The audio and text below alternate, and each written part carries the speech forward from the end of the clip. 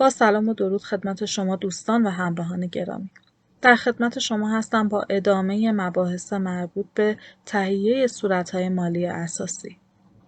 از فصل اول تا به اینجا یادداشت‌های مربوط به صورت سود و زیان رو با هم دیگه تکمیل کردیم و هر کدوم از اونها رو با افشاییات مربوط به اون به صورت کامل خدمت شما توضیح دادم.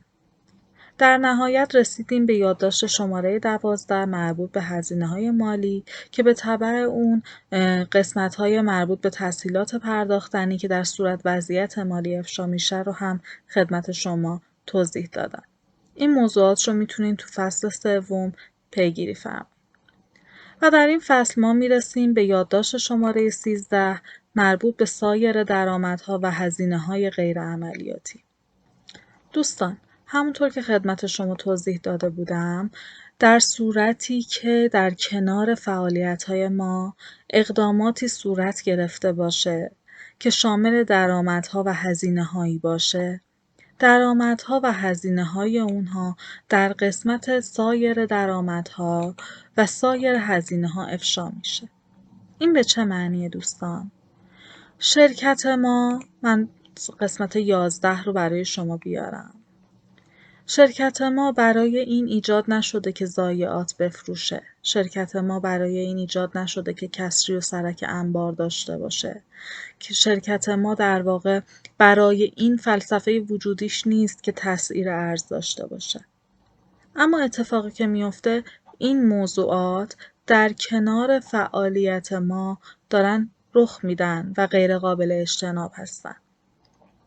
بنابراین این موضوعات رو ما در صورتی که درآمد داشته باشه در قسمت سایر درآمدها و در قسمتی که هزینه داشته باشه در قسمت سایر هزینه‌ها افشا می‌کنیم. اما مواردی گاهن رخ میده که در واقع این موارد جزء روال عادی یک شرکت نیست.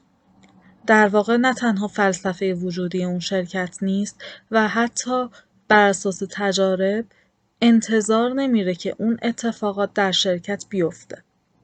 خب من این رو خدمت شما بخوام توضیح بدم به یادداشت 13 میرم. ببینید دوستان، ما در واقع شرکتمون برای این به وجود نیومده که دارایی ثابت بفروشه. فکر کنید که شرکت شما یک شرکت تولیدیه. پس فلسفه وجودی اون در واقع خرید و فروش دارایی ثابت نیست. ممکنه برای در واقع نیاز خودش یک در واقع وسیله نقلیه‌ای رو بخره. اما در واقع برای این ایجاد نشده که از محل خرید و فروش این وسیله نقلیه کسب درآمد و سود داشته باشه. شرکت شما یک شرکت تولیدیه. برای این ایجاد نشده که مواد اولیه بفروشه، اما اتفاقاتی میفته که باعث میشه که بخشی از مواد اولیه‌اش رو به صورت استثنایی بفروشه. شرکت شما یک شرکت تولیدیه. شرکت شما برای این ایجاد نشده که در واقع سرمایه گذاری کنه و از گردش خرید و فروش سرمایه گذاری هاش کسب درآمد و سود کنه.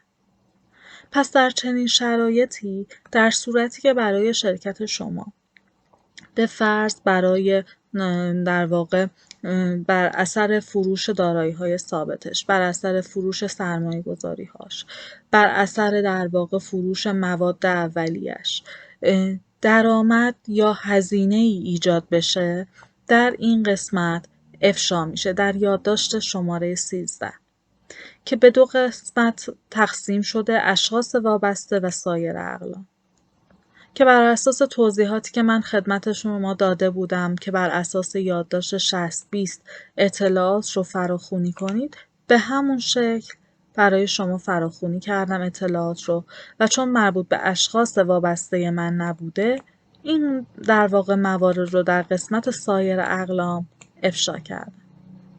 دوستان، بهتون پیشنهاد میکنم در صورتی که فراخوانی دیتا از در واقع 60-20 رو فراموش کردید، حتما فصل 1 و 2 ما رو مجدد ملاحظه فرمایید.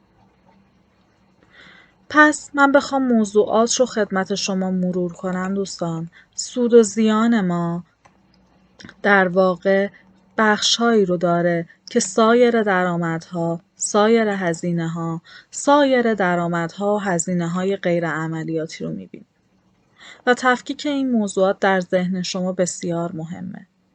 بخوایم برای اینها یک خطکش بذاریم، سایر درآمدها و سایر هزینه‌های ما اقلامی میشن که در واقع انتظار داریم در خلال عملیات عادی ما اتفاق بیفتن. وقتی که من یک شرکت تولیدی هستم، وجود ضایعات بخشی از تولید منه. وقتی من شرکتی هستم که واردات مواد اولیه انجام میدم و یا صادرات انجام میدم، تسعیر دارایی‌ها و بدهی‌های ارزی من بخشی از فعالیت من میتونه باشه. پس این اقلام در قسمت سایر درآمدها و هزینه‌ها اتفاق میافتند. اقلامی که در خلال عملیات من به صورت عادی احتمال وقوع دارن.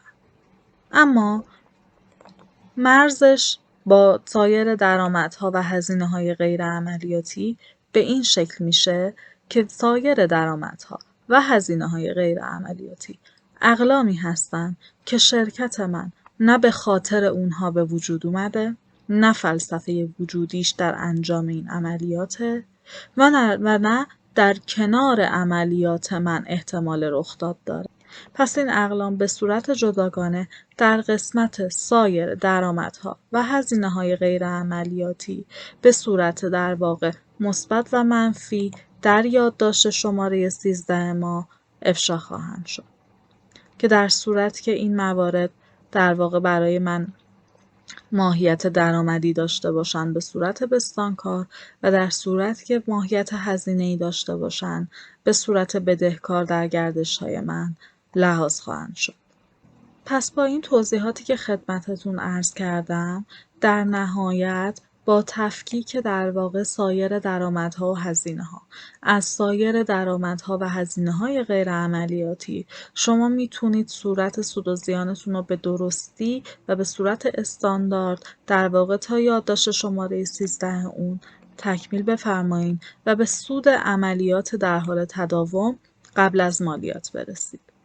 در بخش‌های آتی به محاسبه مالیات و کاربرگ مالیات خواهیم پرداخت و توضیحات اون رو در ادامه این فصل خدمت شما ارائه خواهم داد.